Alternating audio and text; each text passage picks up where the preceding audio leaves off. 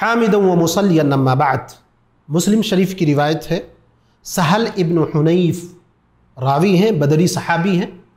فرماتے ہیں کہ اللہ کے نبی جناب محمد رسول اللہ صلی اللہ علیہ وسلم نے فرمایا، من سأل اللہ الشہادۃ بالصدق، جس نے اللہ تبارک و تعالی سے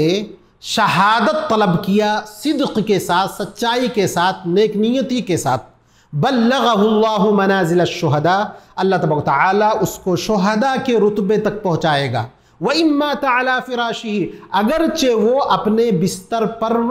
مرے، اس کی موت بستر پر آئے گرچہ میدان قتال میں نہ آئے۔ تو اتنا بڑا رتبہ جو آدمی کو اس وقت حاصل ہوتا ہے جب جان و مال اس کا چلا جائے، میدان قتال میں وہ شہید ہو جائے۔ لیکن اگر صدق نیتی ہے، سچائی ہے اس کے دل میں، تو یہ رتبہ اللہ تبارک و تعالیٰ دے سکتا ہے۔ شہداء ہماری قوم میں یا امت محمدیہ میں بہت سارے طریقے کے ہیں۔ مبتون، جو پیٹ کی بیماری میں جس کا انتقال ہو جائے، اسی طرح کوئی اس کو قتل کر دے ناحق، یا ہدم، کوئی دیوار اس کے اوپر گر جائے، کوئی چیز گر جائے، اس سے اس کا انتقال ہو جائے، غرق ہو جائے، بیماری میں اگر وہ چلا جائے، اسی طرح طاعون لاحق ہو جائے، یہ ساری قسمیں ہیں شہداء کی۔ لیکن اصل شہید وہ ہے جو اللہ کے نبی صلی اللہ علیہ وسلم نے فرمایا، من قاتل لتکون کلمۃ اللہ ہی العلیٰ، جو اس لیے قتال کر رہا ہے تاکہ ہمارا دین غلبہ حاصل کر سکے، تو وہ اصل قتال کرنے والا ہے، اور اگر وہ اس میں مر جاتا ہے یا اس کو قتل کر دیا جاتا ہے تو وہ شہید ہوگا۔ تو اصل شہید وہ ہے۔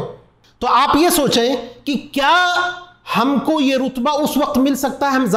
زبانی طور پر کہہ دیں، یا دل میں ایک طرح کا رہے کہ چلو اے کاش کی ہمیں شہادت کا رتبہ مل جاتا ہے، اتنا کافی ہے، یا ایسے کچھ اعمال کا بھی ظاہر ہونا ضروری ہے؟ تو یہ یاد رکھنا چاہیے، جو شخص نماز نہیں پڑھ سکتا ہے، اس کے پاس اتنی ہمت نہیں کہ نماز پڑھ لے، یا اسی طرح جس کے پاس اتنا بڑا دل نہیں ہے کہ وہ اللہ کے راہ میں خرچ کر سکے، یہاں جان خرچ کرنے کی بات ہے، اور اگر کوئی شخص کچھ خرچ نہیں کر سکتا اللہ کی راہ میں، دین کی راہ میں، دین کی تعلیم کی راہ میں، مساجد و مدارس کے لیے، اس سے کیسے یہ بات کی امید رکھی جا سکتی ہے کہ وہ اللہ کے لیے یا اللہ کے راستے میں اپنی جان دے دے گا؟ تو جس شخص کے دل میں سچائی پر مبنی نیت ہے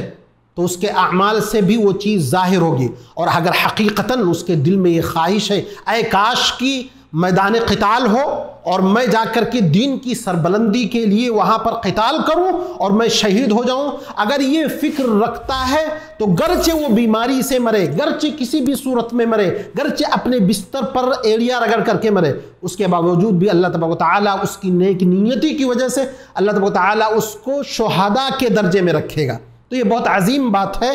یہاں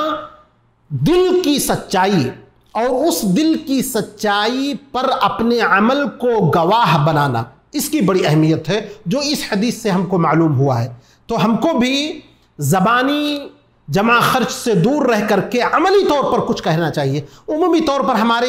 ہماری امت میں بہت سارے لوگ، نوجوانان ایسے ہیں جن کا خون گردش کرتا ہے، کوئی بات ہو جاتی ہے فوراً کہتے ہیں چلو ہم جان دینے کے لیے تیار ہیں، چلو ہم ایسا کرنے کے لیے تیار ہیں۔ وہ نوجوانان، ان کو توفیق نہیں ہوتی ہے کہ تھوڑی دیر بیٹھ کر کے قرآن کی تلاوت کر لیں، تھوڑی دیر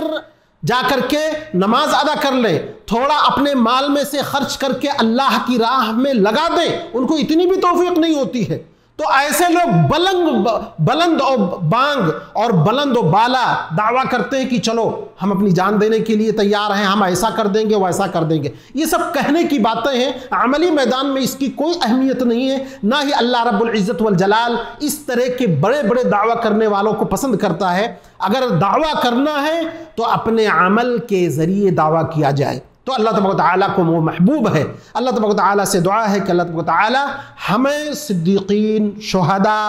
کی زندگی اور موت نصیب فرما۔ اللہ ہمارا حشر انہی نیک لوگوں کے ساتھ کر۔ وآخر دعوانا الحمدللہ رب العالمین۔